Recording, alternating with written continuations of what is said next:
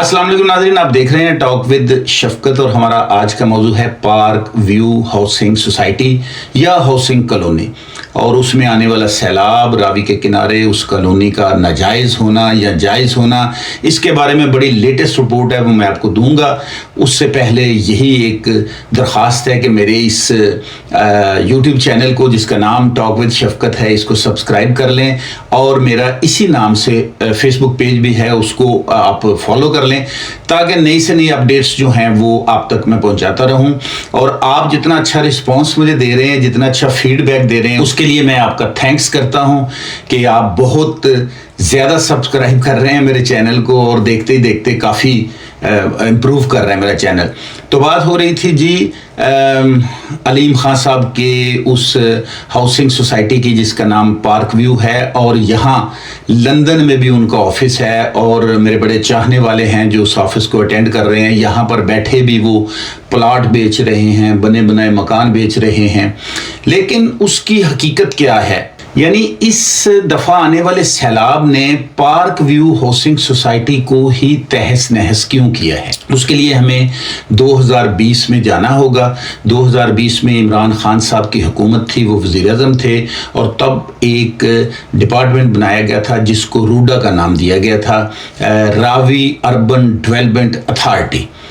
उसके तहत गवर्नमेंट ने, यानी वज़ीर आला थे उस वक्त बुज़दार साहब, उन्होंने मकामी लोग जो रावी किनारे जिनकी ज़मीनें थी उनसे ज़बरदस्ती या उनको मनाकर या जैसे भी उनसे वो ज़मीनें गवर्नमेंट ने ख़रीदी और फिर उस वक्त की गवर्नमेंट ने अपने चाहने वालों को, अपने करीबी लोगों को या जिन्होंने अच्छी कीमत दी उनको वो बेची। वो एक रावी के किनारे एक बड़ा प्रोजेक्ट करना चाहते थे और हाउसिंग कॉलोनीज जो हैं वो बनाना चाहते थे।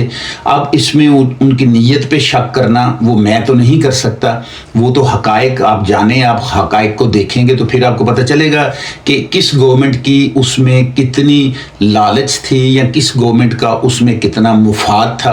मौजूदा गवर्नमेंट का मुफाद है या जो गवर्नमेंट चली गई उसका मुफाद है, इसका फैसला तो आपने करना है। खैर 2020 में जब ये कानून रूडा बनाया गया, जो मैंने आपको बताया है कि रावी अर्बन डेवलपमेंट अथॉरिटी जिसका नाम था, उसका शॉर्ट टर्म जो है वो रूडा है, उसके तहत लोगों ने जो ज़मीनें बेची और कुछ लोगों ने जिन्होंने ना बेची उनसे ज़बरदस्ती ज़मीनें गवर्नमेंट ने ली और फिर अपने जो ख़ास लोग थे करीबी उनको दी, जिसमें यह भी कहा जा रहा है कि फरा गोगी साहिबा जहाँ दुबई में जाकर जिनके पास रहती थी, जिनके जहाज़ों में वो फिरती थी और सैर करती थी, उनको भी ये हाउसिंग सोसाइटी के ठेके दिए गए और उनको ये टेंडर दे दिए गए और उनके सुपुर्द कर दी गई कि ये सब तुम्हारा है इनाम में, वगैरह वगैरह ये लोगों की बातें हैं। खैर अलीम खान साहब की तरफ आते हैं जो इस वक्त पार्क व्यू हाउसिंग सोसाइटी के ओनर हैं, मालिक हैं। तब वो जो हैं इमरान खान गवर्नमेंट के साथ थे, लेकिन इमरान खान साहब ने उनके ख़िलाफ़ बिल्कुल ये कहा, वो भी वीडियो मौजूद है जब इमरान खान साहब ने आके कहा कि अलीम खान ने 300 एकड़ ज़मीन जो है वो इलीगल रावी के किनारे पे ली है, जहाँ से वो नहीं ख़रीद सकते थे लेकिन उन्होंने ख़रीदी है।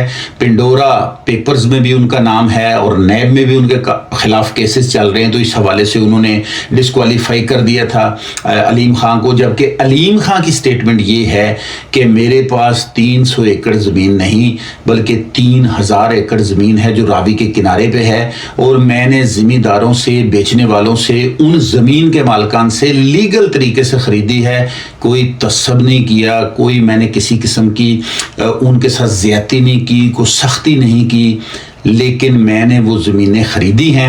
अब ये कुदरती आफत है कि वहाँ पे पानी आ गया वगैरह वगैरह। देखना ये है कि वो रावी का किनारा, ये हाउसिंग कॉलोनी का कुछ हिस्सा और कई हाउसिंग कॉलोनीज वहाँ पे ऐसी शुरू हैं जो रावी दरिया के हिस्से में जो ज़मीन है उस पे भी तामीरात हो रही हैं। यानी कि ये तो है कि दरिया को आंखें दिखाने वाली बात है, यानी ये कहना दरिया को कि आजा जो तू करना है कर ले, खलोते असी ते ही मकान साढ़े। खैर वो अलीम खान साहब को जब पीटीआई से डिस्क्वालीफाई किया गया तो फिर वो मौजूदा हुकूमत यानी नून लीग के साथ लग गए और नून लीग में उनके पास बड़ी अच्छी जिम्मेदारियां भी हैं, उनकी बात मानी जाती है, उनका न्यूज़ चैनल भी है और उनकी हाउसिंग सोसाइटीज़ भी और तबक्कू तो बहुत ज़्यादा है उनके पास। सो अब देखना ये है कि लाहौर हाई कोर्ट के जो जस्टिस हैं शाहिद करीम, अगर उनकी स्टेटमेंट आप पढ़ें, वो स्टेटमेंट मौजूद है जिसमें उन्होंने लिखा है कि रावी किनारे पर कोई हाउसिंग कॉलोनी, कोई तामीरात नहीं की जा सकती, ये इलीगल हैं। अब जब शाहिद करीम साहब, जस्टिस शाहिद करीम साहब ने ये स्टेटमेंट दे दी है, फिर कौन सी ताकतें हैं वो जो तामीरात कर रही हैं वहाँ पे कॉलोनियाँ, प्लॉटिंग बेची जा रही है, मकानात, कोठियाँ, बंगलास बना के बेच रहे हैं, कौन सी ताकतें हैं वो जो हाई कोर्ट से भी ऊपर हैं और ताकतवर हैं, जजेस से भी, जस्टिस से भी वो ताकतवर हैं। अलीम खान साहब के बारे में बात करूं तो उन्होंने कहा है कि हम अकोमोडेट करेंगे। आपको शायद ये पता है या नहीं पता है तो वो सुन लें कि जितनी पार्क व्यू सोसाइटी है वहाँ पे कई ब्लॉक्स में तो 8-8 फीट पानी भी खड़ा हुआ है और 2-3-4 फीट पानी तो बिल्कुल ऐसे अपनी मर्जी से घूम रहा है।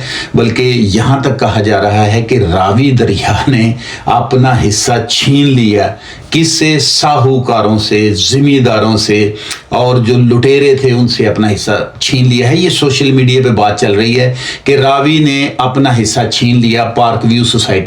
मतलब यही है कि पार्क व्यू सोसाइटी जो है वो रावी के हिस्से में बनी हुई है, तो रावी का पानी वहां पे आ गया, वो अपने घर में आया है, वो अब आगे जिसका मर्जी घर हो, लेकिन वो पानी रास्ता नहीं भूला।